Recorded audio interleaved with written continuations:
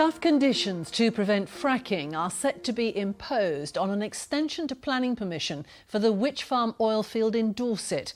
Planners meet tomorrow to decide whether to allow the drilling beside Poole Harbour to continue for a further 21 years. It's the largest onshore oil field in Northern Europe, but the application comes at a time when the scrutiny of energy production has never been higher. Our political editor Peter Henley reports. In the woods on the edge of Poole Bay lies Britain's largest onshore oil field. For 20 years it's delivered oil, gas and LPG to fuel our cars, heat our homes and power our gadgets.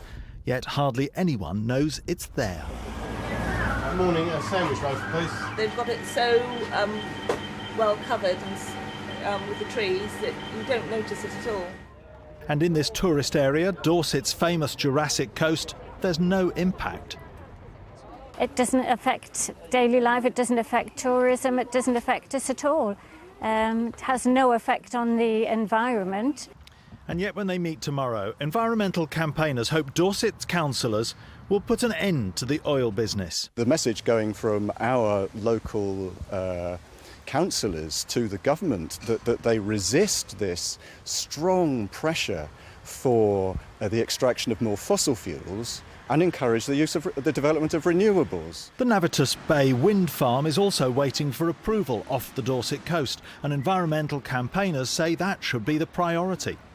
They aren't putting as much effort or money into the renewables. In fact, in Dorset, there's strong opposition to the proposed offshore wind farm, which seems somewhat illogical to me.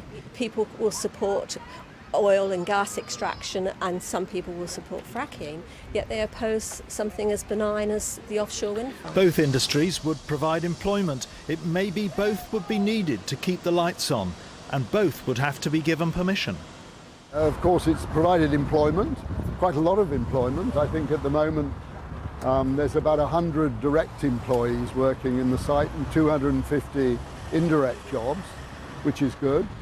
And the sort of issue that has been raised elsewhere hasn't occurred here. The government's new planning guidance is now sort of going in favour of things like fracking. So it's taking the ability of local councils and county councils to object. The oil company insists they're not interested in shale gas and they can maintain the good record of Wych Farm into the future.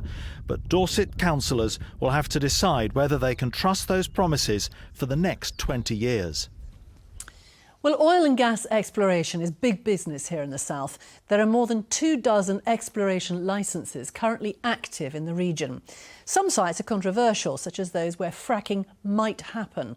That's where water, sand and chemicals are injected at high pressure into rock like shale, releasing gas and oil. Protesters say that's bad for the environment. Oil firms say it's safe. Well, Peter's now here in the studio to talk about the bigger picture in the south here. Are the firms drilling for oil the big names that we would expect to see on the petrol forecourts? No, probably not. But this is big business. And this oil exploration thing is probably more common than most people watching realise. There are 26 applications at the moment for exploration in the south. See how close they are to where you live on that map. Some have been around for 30 years. Others were bought from the government as recently as 5 years ago. 7 companies own the licences, including iGas, Perenco, which owns Wych Farm, and Northern Petroleum. 6 days ago, Celtic Energy applied for planning permission to drill a temporary exploratory well near Wisborough Green. They're looking for oil and gas. It's not planning to frack there, but if results are positive, they say, they may decide to seek permission for another well, which would enable it to frack. Celtic already has permission to drill another exploration well at Broadford Bridge. That's for conventional oil, and they say they won't ever use fracking techniques. That's scheduled to start early next year. Companies also interested in what other reserves might lie offshore. Australia's Norwest Energy carrying out seismic surveys between the Isle of Wight and Bournemouth later this month. And one geologist told us the coast could be technically challenging, but it just shows how much interest there is in new discoveries. I think it's increasing. A lot of the conventional fields here have been explored to some extent, and what happens in the long-term future to the south of us here, further south, depends upon what happens in the Weald and at Balcombe. I suppose it's important to say as well, this is not all about new techniques at all, is it? Because there's a lot of what we would regard as conventional oil production in the south as well. Absolutely, and hidden away like Wych Farm. And they've been doing it for decades. Look at this, as well as Wych Farm, there's Stockbridge, Humbly Grove, Horndean and Avington, and Singleton near Goodwood Racecourse has 7 wells and produces gas as well as oil, each day pumping 520 barrels of crude. Each barrel produces around 56 litres of petrol, which means it could fill 416 family-sized cars. Glad you had your calculator out. Thank you very much, Peter.